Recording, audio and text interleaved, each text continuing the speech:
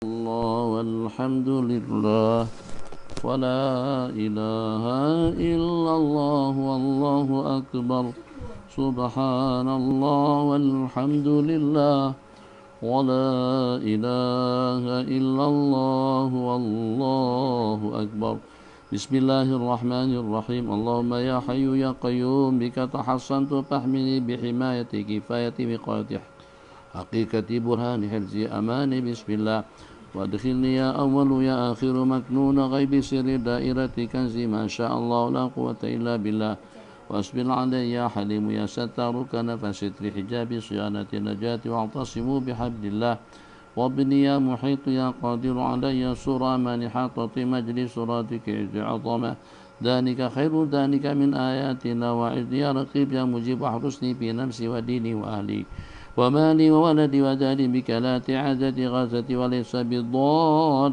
شيئا إلا بإذن الله وقني يا مانع ويا دافع بحق أسمائك وآياتك وكلماتك شر الشيطان والسلطان فإن ظالم أو جبار بغانا يا خطر وغاشية من عذاب الله ونجني يا مذل يا منتقم من عبيدك الظلمة الباغين علي وعوان فإن همني أحد منهم بسوء خذله الله وختم على سمعي وقلبي وجعل على بصري غشاوة فما يهدي من بعد الله واكفني يا قابض يا قهر خديعة مكر وردود عن مذموم مذءوم مدحور للتقصير تغيير تدمير فمن كان له من فئة ينصرونه من دون الله وأذقني يا سبو يا قدوس لذة مناجاة أقبل ولا تخف إنك من الآمنين في كنف الله وأذقهم يا ضاد يا مميت ونكال وبال زوال فقطع دابر القوم الذين ظلموا والحمد لله وأمني يا سلام يا مؤمن وصالة جولة دولة الأعداء بغاية بداية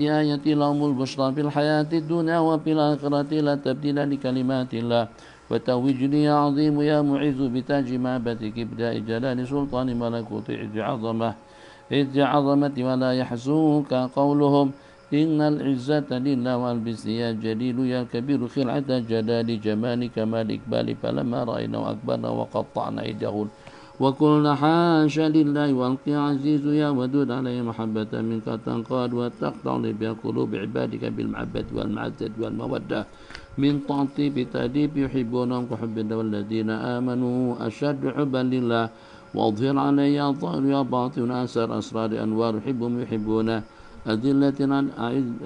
أعزة على الكافرين يحبهم ويحبون أذلة على المؤمنين عزة على الكافرين يجاهدون في سبيل الله ووجه اللهم يا صمد يا نور بصفاء جمال أنس إشراق فإن حاجوك فقل أسلمت وجها لله وجميل يا بديع يا جميل يا بديع السماوات والأرض يا ذا الجلال والإكرام بالفصاحة والبراءة والبلاغة واحلل عقدة من لساني يفقه قولي برأفة رحمة رقة ثم تلين جلودهم وقلوبهم إلى ذكر الله وقلدني شديد البطش يا جبار بسيف الهيبة والشدة والقوة والمنعة من بأس جبروت عزة وما النصر إلا من عند الله وأدم علي باسط يا فتاه بهجة مسرة رب اشرح لي صدري ويسر لي أمري بلا طائف عواطف ألم نشرح لك صدرك وبأشائري بشائري يومئذ يفرح المؤمنون بنصر الله وأنزل اللهم يا لطيف يرعو بقلب الإيمان والإطمئنان والسكينة والوقار لأكون من الذين آمنوا وتطمئن قلوبهم بذكر الله وأفرغ علي صبر شكور صبر الذين تضرعوا بثبات يقين تمكين كم من فئة قليلة غلبت فئة كثيرة بإذن الله واحفظني يا حفيظ يا وكيل بين يدي ومن خلفي عن يمين شمالي ومن فوق ومن تحتي بوجود شهود جنود لهم معقبات بين يدي ومن خلفي يحفظونه من أمر الله فثبت اللهم يا قائم يا دائم قدمي كما ثبت القائم وكيف أخاف ما أشركتم ولا تخافون أنكم أشركتم بالله وانصرني يا نعم المولى ويا نعم النصير على أعداء نصر الذي قيل ولا تتخذون هزوا قال أعوذ بالله وأيدني يا طالب يا غالب تأييد نبيك محمد صلى الله عليه وسلم المؤيد بتعزيز توقير إن أرسلناك شاهدا ومباشرا ونذيرا لتؤمنوا بالله واكفني يا كافي الأسواء ويا شافي الأدواء بأوائل فوائل لو أنزلنا هذا القرآن على جبل لرأيته خاشعا متصديا من خشية الله علي وهاب يا رزاق بوصول وصول قبول تيسير تدبير تسخير كلوا واشربوا من رزق الله والزمني يا واحد يا أحد كلمة التقوى كما ألزمت حبيبك محمدا صلى الله عليه وسلم حيث قلت فاعلم أنه لا إله إلا الله وتولني يا ولي علي بالولاية والرعاية والعناية والرعاية والسلامة مزيد إراد إسعاد إمداد ذلك خير ذلك من فضل الله وبألف أكرمني يا غني يا كريم السعادة والسيادة والكرامة والمغفرة كما أكرمت الذين يغضون أصواتهم عند رسول الله وتب علي يا تواب يا حليم وتوبة نصوحا لأكون من الذين إذا فعلوا فاحشة أو ظلموا أنفسهم ذكروا الله فاستغفروا ذنوبهم وما يغفر الذنوب إلا الله واختم يا رحمن يا رحيم بحسن خاتمة الناجين والراجين الذين قيل لهم قل يا عبادي الذين أسرفوا على أنفسهم لا تقنطوا من رحمة الله واسقني يا سميع يا عليم يا قريب جنة عدن وعداد المتقين الذين دعوا فيها سبحانك اللهم وتحيتهم بها السلام وآخر دعوانا الحمد لله ألف ألف يا الله يا الله يا الله يا الله يا الله يا نافع يا نافع يا نافع يا منافع يا نافع يا نافع يا رحمن يا رحمن يا رحمن يا رحمن يا رحمن يا رحيم يا رحيم يا رحيم يا رحيم يا رحيم يا رحيم يا رحيم يا أرحم الراحمين يا أرحم الراحمين يا أرحم الراحمين يا أرحم الراحمين يا ذا الجلال والإكرام يا ذا الجلال والإكرام يا ذا الجلال والإكرام يا ذا الجلال والإكرام يا حنان يا منان يا حنان يا منان يا حنان يا منان يا حنان يا منان يا حنان يا منان يا بديع السماوات والأرض يا ذا الجلال والإكرام يا بديع السماوات والأرض يا ذا الجلال والإكرام يا بديع السماوات والأرض يا ذا الجلال والإكرام يا بديع السماوات والأرض يا ذا الجلال والإكرام نسألك بتريليون تريليون حرمة هذه الأسماء والآيات والكلمات سلطانا نصيرا سلطانا نصيرا سلطانا نصيرا ورزقا كثيرا ورزقا كثيرا وقلبا قليلا وعلما غزيرا وعملا بديرا وقبرا منيرا حسابا يسيرا وملكا في الفردوس كبيرا صلى الله على سيدنا محمد وعلى آله وصحبه وسلم أجمعين والحمد لله رب العالمين. Bismillahirrahmanirrahim. Alhamdulillahi rabbil alamin wa sallallahu wasallam ala sayyidina Muhammad khatamil anbiya wa habibi rabbil alamin abil qasimin amin wa ala alihi wa sahbihi ajma'in. Rabbana iftah bainana wa baina qaumina bil haqqi wa anta khairul fatihin. Fa ahlan wa marhaban bikum fi hadzal liqa'al mutajaddid.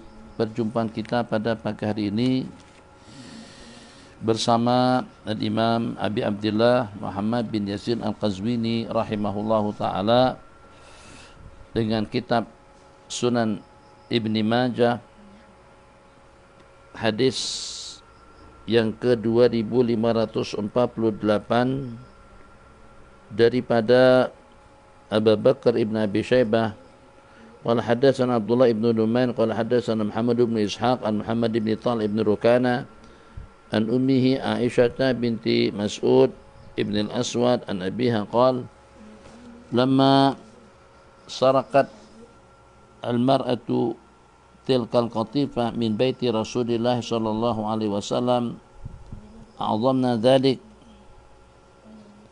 Tatkala seorang perempuan mencuri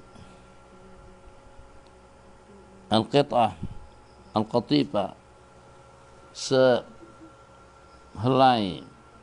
selimut daripada rumah Rasulullah sallallahu alaihi wasallam, a'dhamna dzalik, kami melihat itu satu perkara besar.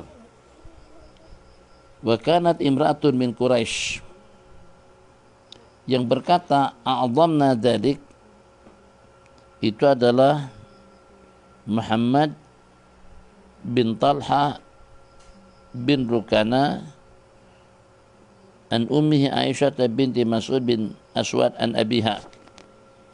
Bapak kepada Aisyah itu adalah Mas'ud ibn al-Aswad. A'dhamna dzalik, kami merasa itu sebagai satu perkara besar, sebab yang bagaimanapun di saat sabit kesalahan tadi itu atau pencurian tadi itu, mau tidak mau hukum potong tangan akan dilaksanakan, akan diselenggarakan.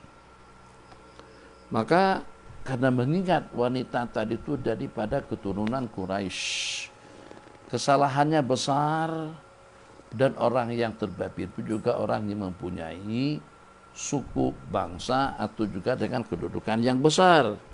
Fajina, maka dengan kami datang menjumpai baginda Rasulullah sallallahu alaihi wasallam, nukallimuhu wa qulna nahnu nabdiha bi arba'ina uqiyatan. Maka kami pun datang menjumpai baginda Rasulullah sallallahu alaihi wasallam dan kami katakan kepada baginda, kami akan berikan pampasan, kami akan tebus dengan 40 uqiyah perak. Satu uqiyah saja itu sama dengan 40 dirham. Kita hitung bersama. Satu uqiyah sama dengan 40 dirham. Beberapa waktu yang lalu pernah kita hitung, satu dirham itu nilainya sama dengan 30 ringgit. Berarti 40 kali 30. Satu uqiyah 40 dirham. Satu dirham sama 30 ringgit. Kalau begitu 30 kali 40. 30 kali 40. 1.200. 1.200 kali 40. Satu uqiyah sama dengan 40 dirham. 40 dirham kalau kita kali 30 jadi ringgit, berarti 1.200 ringgit. 1.200 ringgit kalau kita kalikan 40 uqiyah, nilainya sama dengan 48.000. 1.200 kali 40 berarti 48.000. Boleh bayangkan? Boleh kita bayangkan? Mudah-mudahan pihak yang diberikan amanah untuk menegakkan hukum Allah Jalla Jalaluh, kalau terperanjat dengan sebutan hukum syariat, kalau terperanjat dengan sebutan hukum halal dan haram, kita gunakan bahasa yang terperanjat dengan sebutan-sebutan seperti itu, tentu boleh lunak hatinya, boleh menerima kalau kita katakan itu adalah ketentuan daripada hukum hakam Allah. 40 uqiyah perak nilainya dengan RM 48.000, yang dengan nilai selendang yang diambil atau dengan katifah itu mungkin tak sampai dalam 1.000 ringgit. Katifah, mahal manapun yang namanya selimut, mahal manapun yang namanya selendang, kalau bahannya daripada sutra pun katakan sampai dalam 2-3 ribu. Jadi di sini mereka bernegosiasi dengan baginda Rasulullah sallallahu alaihi wasallam dengan hukuman yang sudah sabit. Tangan wanita daripada Quraisy tadi itu akan dipotong disebabkan kena kes pencuriannya. Maka dengan mereka agar bagaimana boleh dielakkan wanita tadi daripada hukuman dengan membayar pampasan 48.000 ringgit. Yang nilainya mungkin tidak lebih daripada dalam 1.000 ringgit, nak dibayar dengan yang nilainya 48. Baik 48, 58, 100, sejuta, 1 triliun, bilion, 1 zillion sekalipun, tetap saja tidak menandingi kesan hukum hudud dilaksanakan. Jadi permasalahan sekarang tidak lagi dengan nilai. Pasti dan pasti nilai qatifah, selimut atau selendang yang diambil, yang dicuri, itu nilainya dengan 40 uqiyah, jelas 50 uqiyah, 40 kali ganda lebih besar. Sekarang bukan lagi dengan nilai, sebab masalahnya sudah diangkat, masalahnya sudah sabit, sudah sampai kepada pendakwa raya, bahasa kita, sudah sampai ke mahkamah, maka pihak pemerintah wajib melaksanakan hukum hakam Allah. Ini diantara daripada asbab kenapa negara-negara Islam jadi sasaran musibah, bala dan malapetaka. Pada waktu kita tidak melaksanakan hukum hakam Allah, pada waktu kita jauh daripada Allah, pada waktu perintah Allah tidak dilaksanakan dengan baik, pada waktu dengan kita mencerobohi undang-undang Sang Pencipta Jalla Jalaluh, pada waktu dengan kita memandang rendah, memandang sinis, bahkan membeli dan memperolok kadang-kadang ketentuan-ketentuan hukum hakam syariat yang itulah merupakan hukum hakam Al-Quran dan hadis. Qala, mereka siap untuk bernegosiasi dengan baginda agar tangannya tidak dipotong dengan membayar 40 uqiyah perak. Faqala Rasulullah sallallahu alaihi wasallam, tutahhar khairun laha. Tutahhar khairun laha. Nabi kita bersabda, dibersihkan lebih baik untuk dia. Tutahhar daripada tathhir. Khairun laha, dibersihkan, maksudnya dibersihkan dia daripada dosa, itu lebih baik daripada pampasan yang kalau dengan hitungannya dunia dengan segala isi-isinya pun masih tetap tidak dunia tidak dapat menebus hukuman Allah Jalla Jalaluh. Tutahhar khairun laha. Falamma sami'na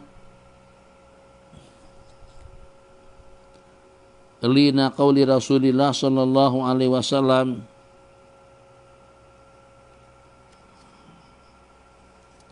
pada waktu dengan kami mendengar ucapan daripada baginda Rasulullah sallallahu alaihi wasallam, maka kami pun pergi mendatangi Sayyidina Usamah untuk meminta kelonggaran agar dielakkan wanita Quraisy tadi itu daripada hukuman potong tangan. Faqulna kalim, kami berkata kepada Sayyidina Usamah bin Zaid, hadis yang diriwayatkan sebelumnya, sebagai kekasih Rasulullah sallallahu alaihi wasallam dan putra kepada kekasih baginda Nabi, kalim Rasulullah sallallahu alaihi wasallam, tolong kamu ngobrol, cakap simbang dengan baginda, bernegosiasi untuk mengalihkan hukuman tadi itu kepada pampasan saja. Renung.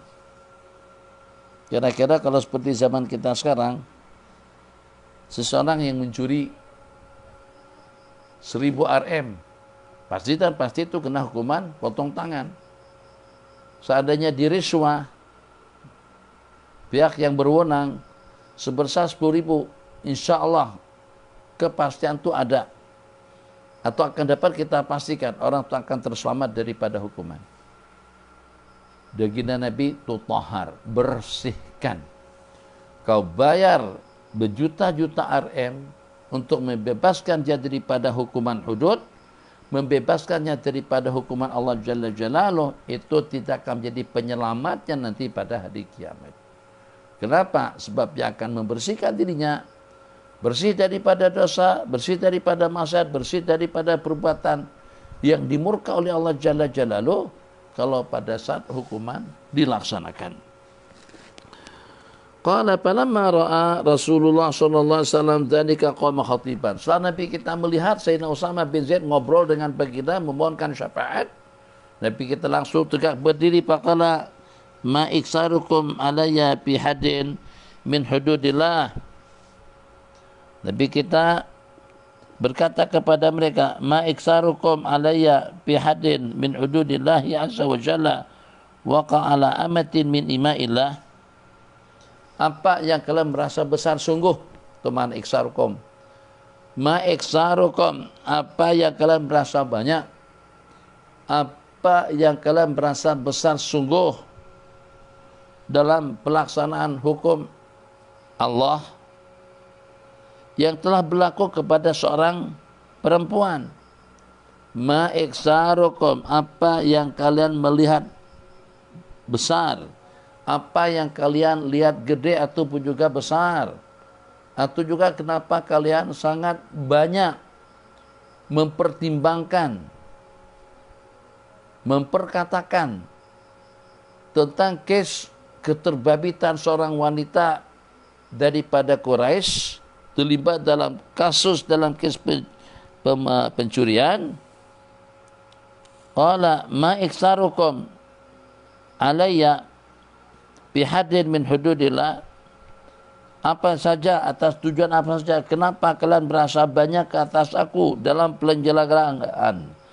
penyelenggaraan salah satu daripada hukum Allah, hukuman hudud yang menimpa yang akan menimpa kepada salah seorang daripada amah.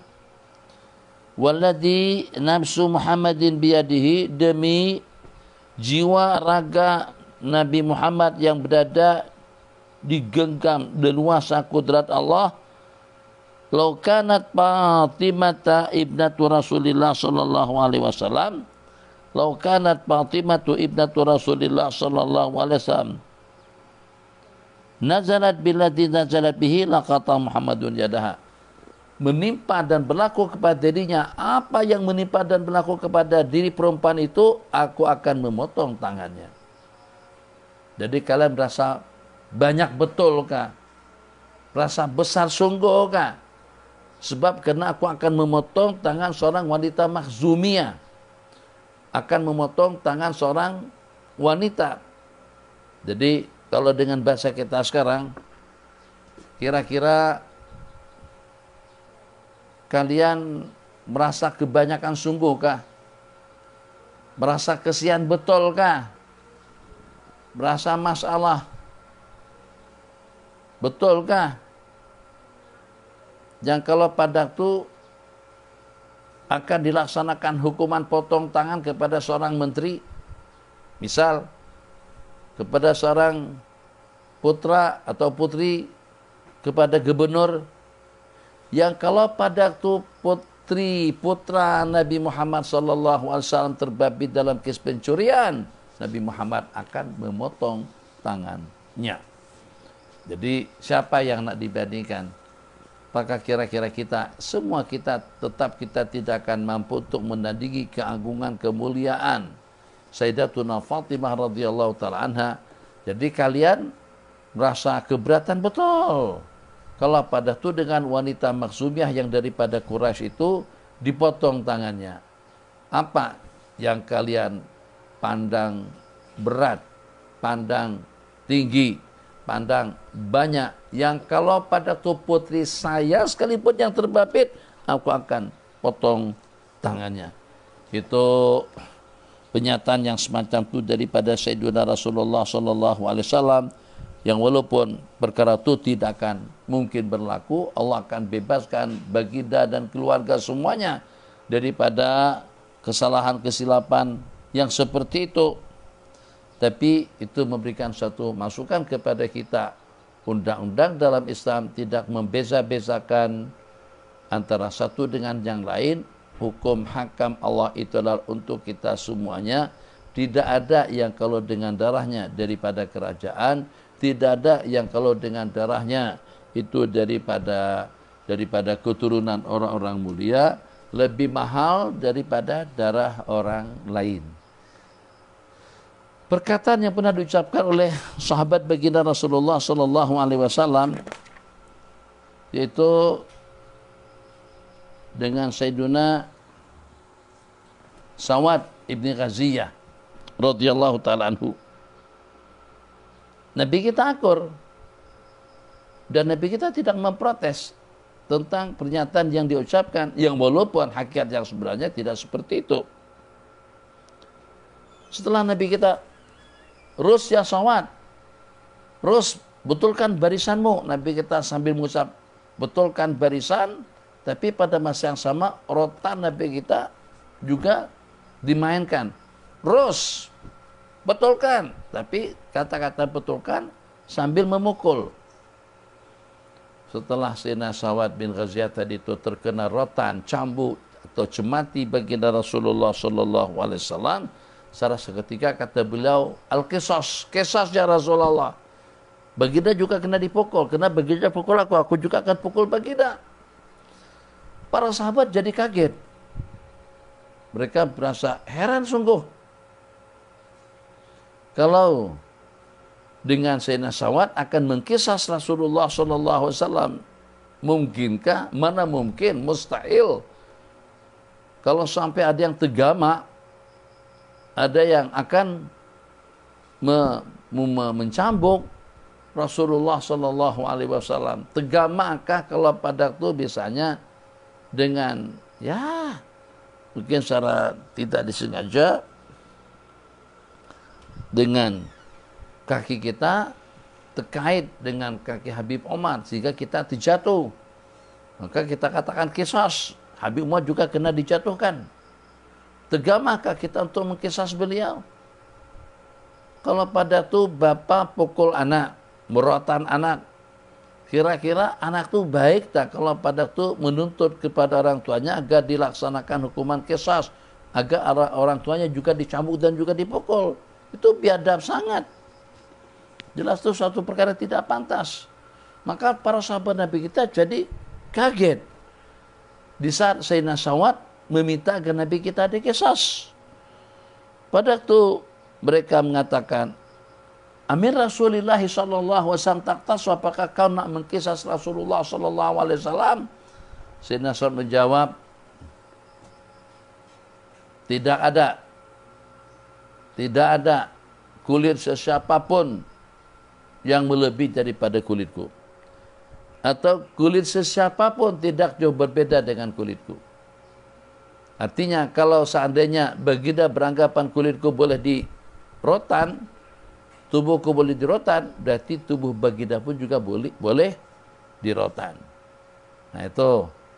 Jadi di sini baginda Nabi dengan ucapan tadi itu nampak akur. Buktinya mana? Nabi kita buka. Nabi kita silakan cumati, silakan pukul aku, silakan qisas. Cumati diambil, cambuk diambil sama Sayyidina Sawad. Tapi pada masa yang sama Nabi kita masih pakai baju. Tadi saya dicambuk, terus terkena perutku dan memberi kesan merah. Sementara baginda nak diqisas tapi masih berpakaian. Nabi kita pun tanggalkan baju beliau untuk diqisas oleh Sayyidina Sawad bin Ghaziyah.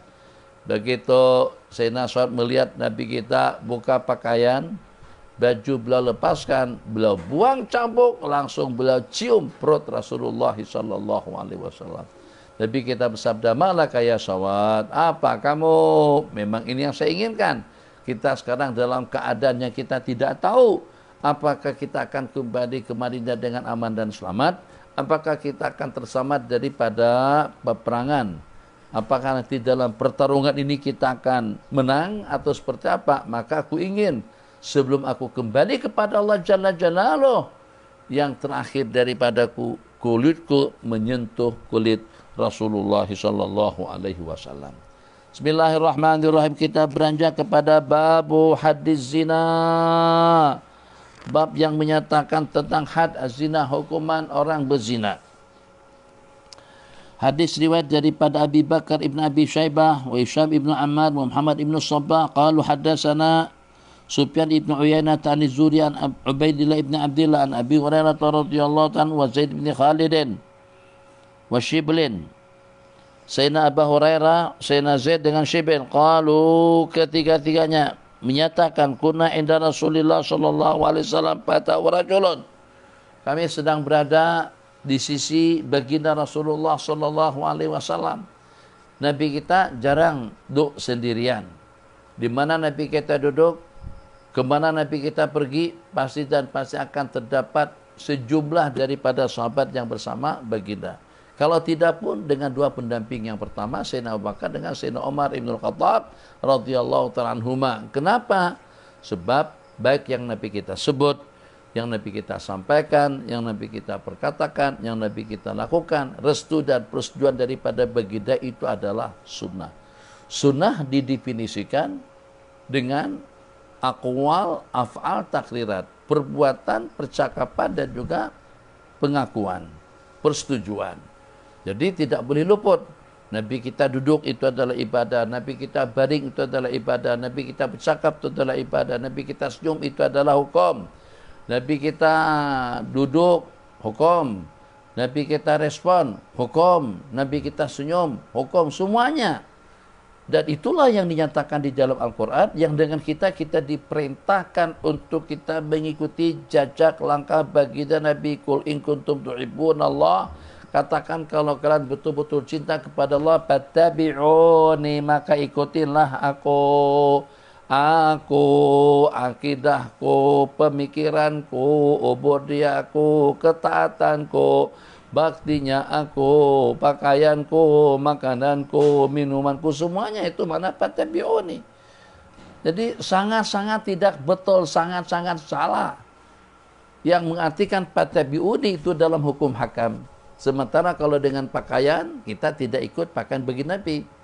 Kalau kalian punya, kalau seandainya dengan kalian tidak boleh memakai pakaian seperti yang Nabi kita pakai, tidak boleh pakai jubah, tidak boleh pakai tongkat, tidak boleh pakai selendang, tidak boleh pakai baju kamis, tidak boleh pakai surban, tak kisah. Itu pribadi kamu. Tapi jangan sampai kau katakan tidak disunatkan. Ini sudahnya tidak pakai, sudahnya tidak berkhutbah kepada baginda dalam pakaian dan minuman, buat statement pula. Katanya yang namanya sunat itu kalau dalam bentuk halal dan haram, yang berkenaan dengan syariat. Sementara itu berkenaan dengan fashion pakaian, itu budaya pakaian, itu adat istiadat. Al-Quran tidak berkata seperti itu. Kami nak paham seperti para sahabat itu seperti pahaman kamu. Itu Islam liberal, orang-orang orientalis, dan juga ekor-ekor yang ada di negara kita punya pemahaman seperti itu. Sehingga dengan mereka tidak ada rasa sensitif untuk memakai pakaian yang dipakai oleh orang-orang kafir. Oke, kalau kita katakan itu budaya sekalipun, pakaian itu adalah ikut adat istiadat. Pakaian itu adalah budaya. Bagaimana kita tinggalkan budaya, cara Nabi kita berpakaian, kegemaran daripada baginda kita ketepikan, terus mengikuti cara berpakaiannya orang barat, terus membudayakan pakaiannya mereka.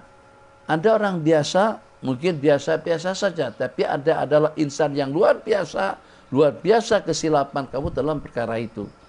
Jadi kalau seandainya di kalangan tutu guru tidak memakai pakaian yang Nabi kita pakai, di kalangan ulama-ulama, di kalangan cendekiawan-cendekiawan kita yang dengan ilmu pengetahuan yang mantap, dengan keilmuan yang banyak, dengan tetal yang hebat, tapi ternyata tidak mencontohkan daripada pakaiannya, daripada pergaulannya, daripada perhiasannya, daripada makan dan minumnya, makan seperti apa yang telah dilakukan oleh baginda Rasulullah sallallahu alaihi wasallam.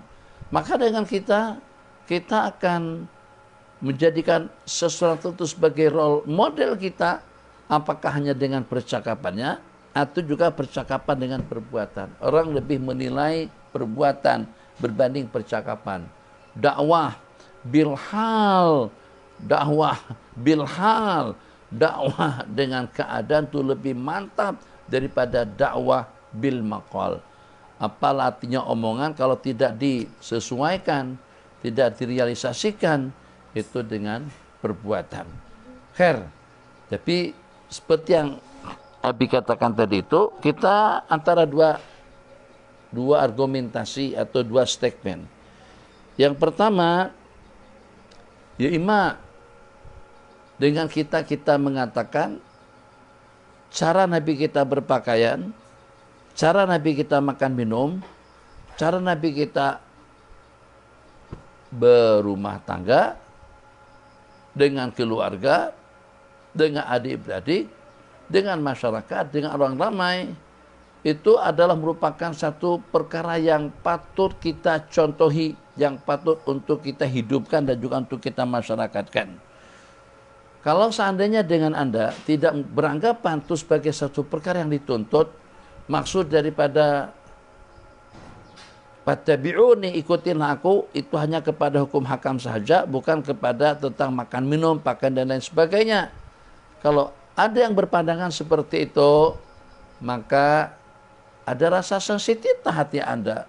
Tinggalkan baginda kepada pakaian orang Eropa, tinggalkan baginda kepada pakaian non-muslim, tinggalkan baginda dengan membudayakan gaya gara, dengan membudayakan cara hidup orang-orang kafir, baik Nasrani, Yahudi, Majusi, atau juga dengan non-muslim lainnya. Jadi kalau tidak dikatakan sunnah pun, kalau tidak dianjurkan dan tidak diperintahkan, itu juga dengan paman yang mengatakan kita disuruh, dianjurkan dan disunahkan untuk kita memakai jubah, sorban, kamis berpakaian serba putih, jam tangannya di kanan, potong kuku pada tiap hari Jumat. Kalau seandainya itu dikatakan tidak dianjurkan, tidak disunatkan, misalnya kalau ada yang berpandangan seperti itu, tetap saja Anda wajar, patut, mustahak untuk mengikuti jejak langkah baginda Nabi, sebab beliau adalah semulia-mulia manusia. Kalau kita katakan tidak penting sih pakaian daripada baginda, yang penting hati, yang penting perilaku, yang penting pergaulan, ya itu memang betul. Tapi juga pada masa yang sama, yang walaupun dia adalah pakaian, tapi itu adalah pakaian penghulu para nabi-nabi dan rasul. Itu perhiasan, tapi itulah perhiasannya semulia-mulia Nabi dan Rasul. Itu adalah gaya makannya, tapi itu adalah gaya makannya penghulu para Nabi-Nabi dan Rasul. Insan yang tidak ada tandingannya, insan yang paling dicintai oleh Allah Subhanahu wa ta'ala. Bismillahirrahmanirrahim. Qala fataw rajulun faqala ansyudakallah lama qadaita bainana bi kitabillah. Jadi laki-laki yang datang kepada baginda Rasulullah sallallahu alaihi wasallam, qala, saya berkata ansyudukallah, aku memohon dan meminta atas nama Allah, kau akan putuskan kasus kami, kau akan putuskan perkara yang berlaku di kalangan kami itu dengan kitab Allah. Qala khasmuhu, berkata musuh daripada yang berkata tadi itu, wa kana afqah minhu, yang kedua ini lebih fakih dan juga lebih mengerti dan lebih pandai dalam menyampaikan suatu statement. Qala wa kana afqah minhu li bainana bi kitabillah wa adan li hatta aqul. Jadi kata yang kedua, li bainana, putuskan pertengkaran, perselisihan, permusuhan, permasalahan antara kami dengan kitab Allah, dan izinkan saya bercakap. Nabi kita bersabda, qul, silahkan. Qala, sahabat tadi itu berkata, inna bani hada kana asipan ala hada. Kata laki-laki itu, anak saya ini dia menjadi pekerja, dia bekerja di rumah si laki-laki ini. Anakku ini menjadi upahan kepada si laki-laki ini. Inabni hadakana asipan. Asip adalah upahan. Banyak bahasanya. Anak saya ini jadi tukang di rumah dia, menukang di rumah dia. Anak saya ini bekerja di rumahnya dia. Anak saya ini jadi upahannya. Anak saya ini jadi asistennya. Anak saya ini jadi pembantunya. Anak saya ini menjadi staf, salah seorang daripada stafnya. Terserah dengan bahasa yang mana satu. Inna ibni hadha kana asipan ala hadha wa innahu zana bi imratihi. Tapi terlanjur dia berzina dengan si istrinya dia. Ini satu pelajaran. Jangan sampai dengan seseorang percaya diri. Percaya diri itu betul, tapi jangan terlalu percaya. Sebab setan tidak akan membiarkan dia dengan keyakinannya. Ya, mungkinlah itu kalau si selain daripada gue, selain daripada I, tak bakalan terbabit. Jangan, tak boleh cakap seperti itu. Itu justru akan lebih mendapatkan tumpuan perhatian daripada setan berbanding dengan yang lain. Jadi anak tidak berani, anak takut. Takut kalau terjadi apa-apa. Tidak ada apa-apa ya, apa masalah? Laki-laki itu, amanahnya, jujurnya, waraknya, zuhudnya, takwanya luar biasa. Tidak ada masalah kalau seandainya dia ngantar barang itu ke rumah kamu.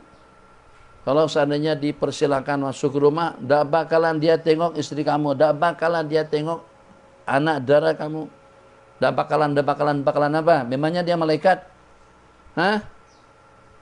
Jadi jangan sampai dengan kita, mungkin kepercayaan kita kepada istri, kepada anak, atau kepercayaan kita kepada orang berkenaan, jangan sampai kita melawan hadis tidak ada dengan dua orang, laki perempuan berdua-duaan, makhtala rajulun bimratin, tidak ada seorang laki-laki yang berdua-duaan dengan perempuan, di ofisnya, di rumahnya, di pejabatnya, di ruang kerjanya, juga di makmalnya, di hospital atau di kliniknya, melainkan syaitan yang ketiga.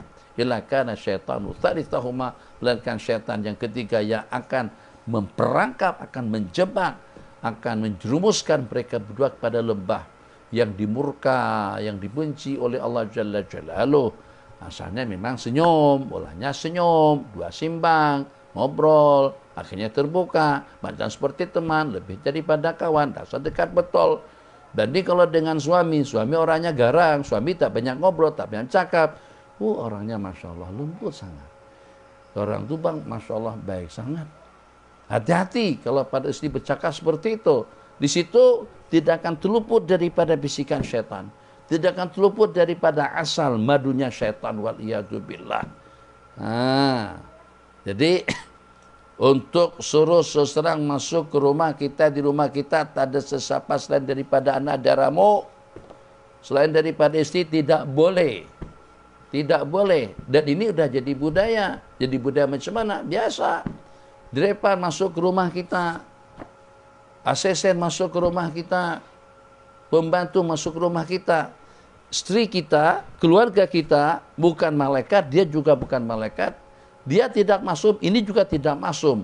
Dua yang tidak maksum itu syaitan yang akan memainkan peranannya. Dua yang tidak maksum akan terbabit kepada perkara yang terlarang di saat dengan dua insan tadi itu berdua-duaan di tempat yang tertutup. Jadi tak payah cakap macam-macam lagi. Itu tapi kan itu datin kata datin kata datuka tak datuka, kiai kata itu kan nyai itu isnya kiai. Itu isnya kiai, tetap tidak boleh. Jadi kita gentleman laki-laki, ingat ya semuanya kawan-kawan, kamu laki-laki, kamu mahasiswa, kamu pelajar, kamu siapa saja, jangan masuk ke rumah perempuan pada waktu dia bersendirian. Perempuan di rumah, kamu kawin, kamu tidak kawin, jangan persilakan laki-laki manapun yang walaupun laki-laki itu datang daripada planet bulan atau daripada planet matahari. Laki-laki tadi itu langka sungguh, tak ada duanya di dunia. Yang walaupun ibadahnya bagus, dia memang hampir terpilih menjadi Nabi dan Rasul, bohong. Tak ada lagi akan bakalan jadi Nabi dan Rasul. Seperti apapun waraknya.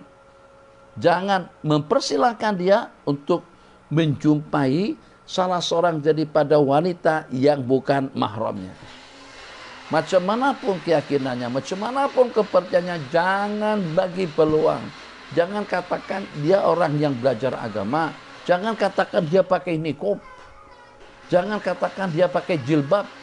Kalau niqabnya, burdahnya, pakaiannya setebal karung sekalipun, tetap berdua-duaan merupakan perkara yang terlarang. Jadi Nabi kita kata maktalara julun bimratin, Nabi kita tak kata tu kalau dengan laki-laki yang tidak terpelajar, perempuan yang tidak pernah bertafakuh, tak tafakuh, belajar tak belajar, alim tidak alim, istri kiai tak istri kiai, kiai tak kiai, kiai berdua-dua dengan perempuan, tetap hukumnya haram. Tapi dia kan macam anak saya, bukan macam, bukan anak Pak Kiai. Tapi kan untuk bagi dia berkat apanya? Bukan berkat yang turun, yang akan turun kebencian, keburkaan daripada Allah Jalla Jalaluh. Hati-hati kalau pada itu kita udah punya santri. Hati-hati kalau kita udah punya peminat ramai. Tuh, pergaulan bebas. Buka lembaran seniman. Buka saja lembaran pelakon-pelakon. Saat ketika dengan mereka dengan pergaulan yang serba bebas, memang mulanya makan bersama, memang mulanya senyuman manis, bukan mulanya sopan santun. Tapi daripada sopan santun, jadi kepada berdua-duaan, jadi kepada keluar bersama, akhirnya tidur bersama. Kalau dia tidur bersama, setan ikut tidur. Nah, setan tidak bakalan tidur. Setan akan menidurkan mereka berdua dalam perbuatan haram. Waliyadzubillah. Kembali, siapa yang Nabi katakan? Ini kejadian di zaman Rasulullah Sallallahu Alaihi Wasallam. Jadi tak payah cakap pada abad yang paling mulia, dengan kumpulan yang paling mulia, dengan insan yang paling mulia, berlaku perkara yang tidak mulia. Apa dia? Anak saya ini jadi pekerja kepada si bapak itu, dan dia berzina dengan istrinya dia. Wa innahu qad zana bi imra'atihi fabtadaitu minhu bi mi'ati syatin wa khadim.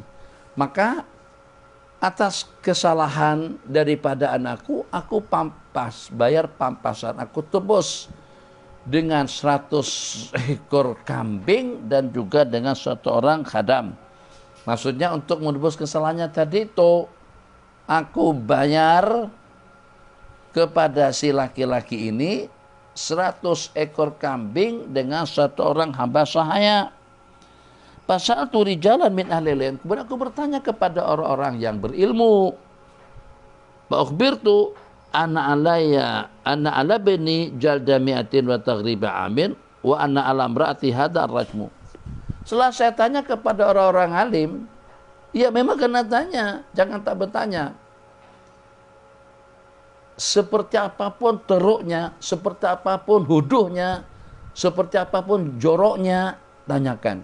Demi untuk keselamatan masa depan kita. Daripada hidup dalam kejahilan, hidup dalam kebodohan, yang nanti akan mengancam perjalanan untuk menuju alam barzah, alam akhirat, menuju Allah Jalla Jalaluh.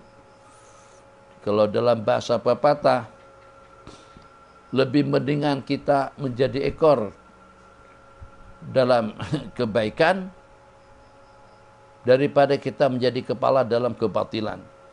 Lebih elok kita mati dalam keadaan kita mengetahuinya daripada seseorang itu meninggal dunia dalam keadaan bodoh dan jahil tentang keadaannya. Mereka kata seperti itu, tapi setelah saya tanya orang-orang yang berilmu, enggak, kata mereka, tak.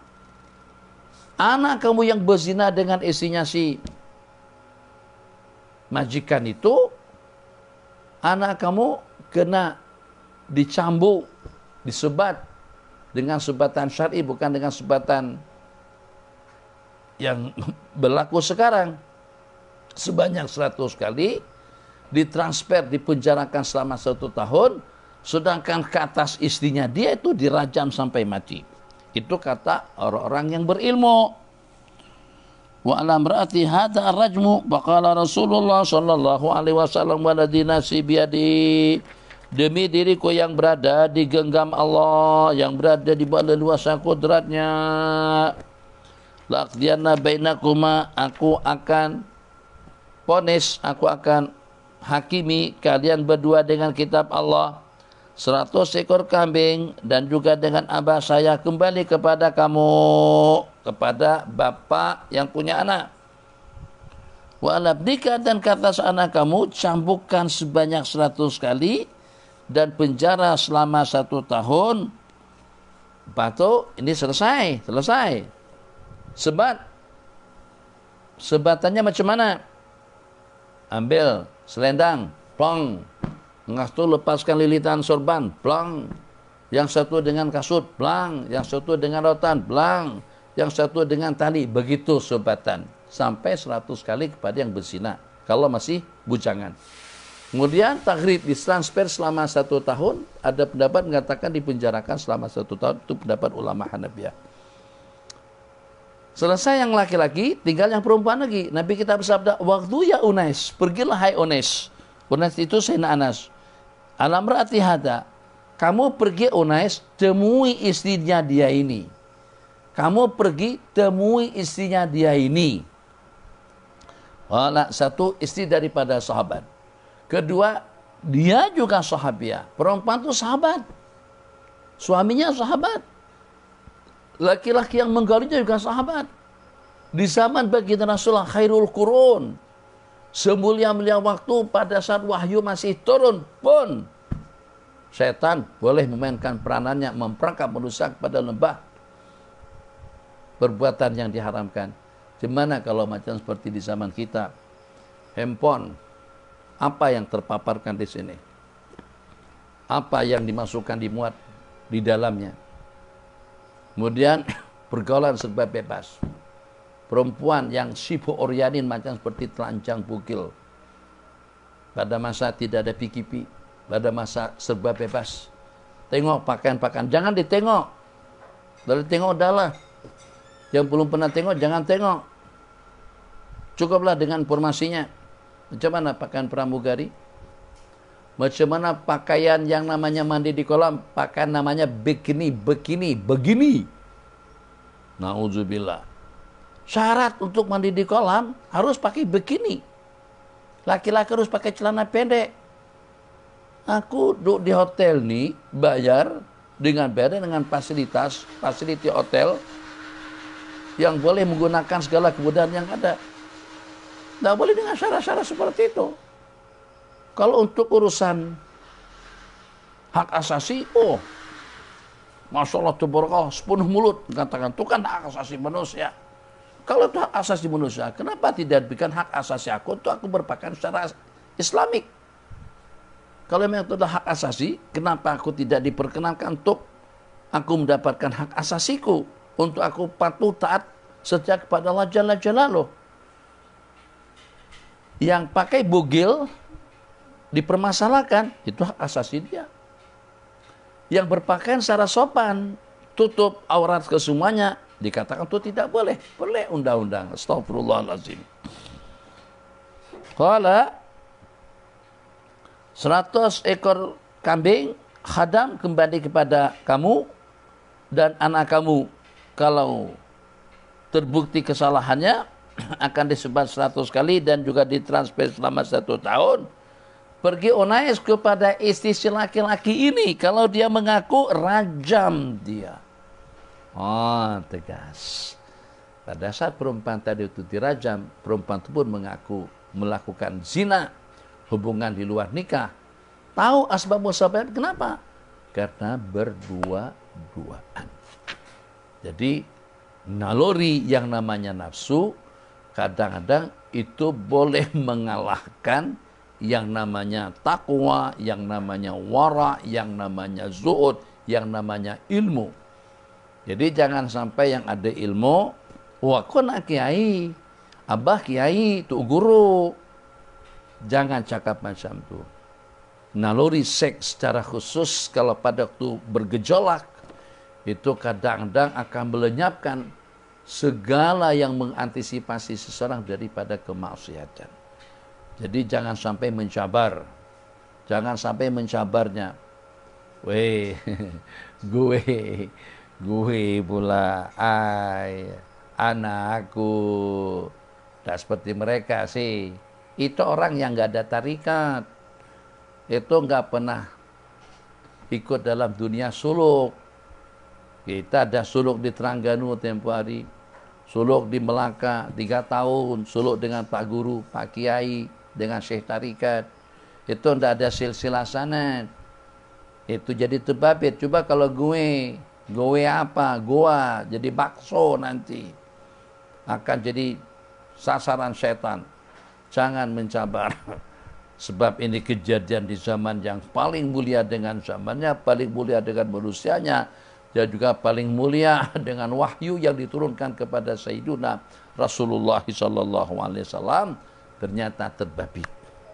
Jadi kita tidak mengatakan bahwasanya zaman baginda Nabi tidak ada sembarang kemungkaran kemaksiatan, tapi kalaulah ada pun hanya satu, supaya dengan kita dapat pedoman, dapat panduan dan bimbingan. Kalau perkara itu berlaku semacam itu di zaman kita, maka bagaimana cara kita melaksanakan? Di samping juga ngaku. Di samping juga belum lagi Nabi kita putuskan, sudah siap saja untuk dihukum. Zaman kita sekarang dah tahu hukumnya, lari daripada hukum, sogok menyogok, supaya dengan hukum tidak dilaksanakan. Sumaqala, hadis yang terakhir daripada Sayyidina Ubadah bin Samit radhiyallahu taala anhu qala, khudu ani, ambil daripadaku, Allah telah memberikan jalan keluar kepada mereka. Al-bikru bil-bikri, sesama bujangan melakukan zina, jaldu mi'atin wa taghribu sanatin, pukulan 100 kali, ditransfer selama 1 tahun, wa sayyibu bisayyibi, sementara sama-sama janda, duda, atau yang sudah pernah kawin, jaldu mi'atin, cambukan 100 kali, kemudian dirajam. Ikut hadis ini dihimpunkan kedua-duanya, sebat dulu 100 kali, baru dirajam sampai mati. Yang mu'tamad dalam mazhab ulama dan juga berdasarkan daripada beberapa buah riwayat Kalau pada waktu tergabung antara dua hukuman dan salah satunya lebih gedean daripada yang satu, maka yang kecil itu masuk ke dalam yang satu. Misal seperti dengan seseorang dalam keadaan berhadas besar dan kecil. Kalau pada waktu dia mandi, maka akan terangkat dua buah hadasnya. Begitu juga pada waktu dengan seseorang yang dilakukan hukuman rajam, maka akan terangkat juga hukuman sebatan yang 100 kali ke atas dirinya. Ada wabillahi taufik wa sallallahu ala sayyidina Muhammad wa ala alihi wasallam. Insyaallah kita akan berjumpa kembali nanti pada pukul 12 siang. Insyaallah hari ini Abi tak kemana-mana, dan kemarin minta maaf siang hari tak beritahukan Abi ada live ataupun juga tidak, dan juga sebelah petang Abi beritahukan tapi ramai juga yang tidak tahu sebab juga di luar daripada dugaan. Alhamdulillah kita dapat berjumpa kemarin pada pengajian malam. Jadi insyaallah hari ini penuh, siang insyaallah, petang insyaallah, malam pun juga seperti biasa. Dan jangan lupa untuk bersama pada besok malam tepat pada pukul 9. Jadi usahakan salat Isya secepatnya, bukan sebelum waktu. Salat Isya selepas masuk waktu, supaya kita boleh bersama pada pukul 9 tepat. Pada pukul 9 tepat untuk kita sama-sama berzikir, untuk kita sama-sama bermunajat. Tidak tahu siapa yang akan didengar munajatnya, tidak tahu siapa yang bakal akan Allah dengar doanya, tidak tahu siapa yang akan diperkenankan permintaannya. Tapi pada waktu kita bersama orang yang Allah perkenankan doanya, pada waktu kita bersama dengan orang yang Allah terima permintaannya, kita juga akan mendapatkan imbasannya. Di dalam urusan dunia seperti itu dengan insan. Jadi misalnya kita boleh dapat kendaraan bagus kalau kita kenal dengan orang yang punya kendaraan bagus. Akhirnya kita juga derajatnya naik dengan kendaraannya. Kemampuan kita sih nak beli Mercedes, mana ada duit. Bagi baru, second hand boleh lah. Mercedes model tahun 2000-an. Kalau dapat dalam 20-30 ribuan.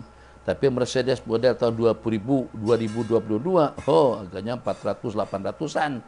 Tapi karena kita kenal baik dengan orang itu, kita diajak naik dengan dia. Macam itu juga kita menumpang dalam masalah doa. Mungkin doa kita tidak didengar, atau tidak ada seorang pun yang didengar oleh doanya. Tapi karena kita bersama, bermunajat, sehati saya sekata, insyaAllah permintaan kita akan dilihat dan juga akan dikabulkan oleh Allah.